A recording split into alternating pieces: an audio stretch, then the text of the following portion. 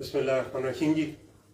खिता है पठवार ना तल्लक होने नाल मैं कोशिश कर सके पठवारी च बोलिया जाए कि है कि मास्टर शाह साहब ने तल्लक भी खिता है पठवार नाल सी।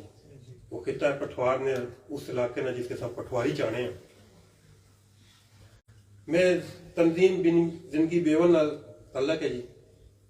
मास्टर शाह साहब ने भी थोड़ा तल्लक सी।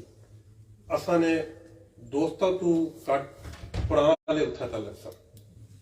किसी भी गमी खुशी मौके ते मास्टर और अगे अगे होने सन। आज उन्होंने याद मैं कोशिश करता अगर मैं अपने भी अल्फाज काबू रखी सकिया मैं दो सी शेर पढ़सा दामने वक्त जितनी मार को गुंजाइश हुई। ठीक है जी।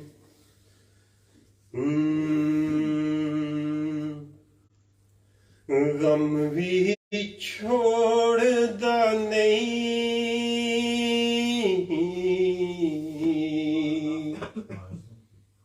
गम भी छोड़दा नहीं ओ मैनू रोज रुलांदा है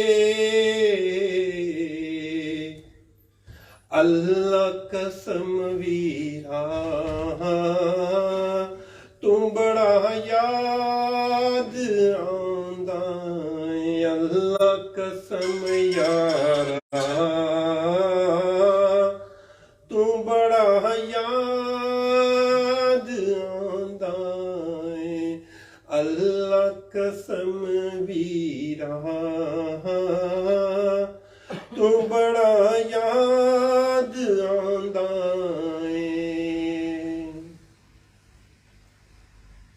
कि नजरां झुक गईयां ओ नले नींदरां उड़ गईयां तेरी जुदाई विच असी जीना भुल गए ओ नजरां झुक गईयां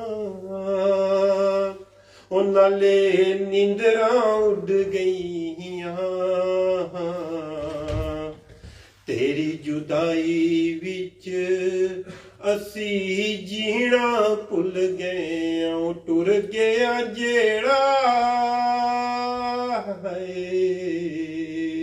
ओ टुर गया जेड़ा ओ जेड़ा जींदा सिखांदा सी अल्लाह कसम यारा तू बड़ा याद आंदा अल्लाह कसम सोनिया तू बड़ा याद आंदा ये अगला जड़ा मिसरा मैं मुंसलिक करना चाहूँ मैं बेटे ने क्योंकि हर बेटे की एक उम्मीद होती है बाप उस नाल मुंसलिक कर रहे कि गोदी विच खिडाया सी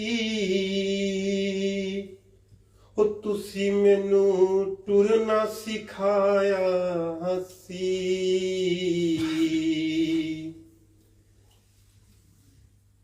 बड़े प्यार ते अरमाना नाल ओ मैनू दुल्हा बनाया सी ओ गोदी विच खिडाया सी ओ मैनू टुरना सिखाया सी बड़े प्यार ते अरमाना नल ओ मैनू दुल्हा बनाया सी अज जुदाई दे वेले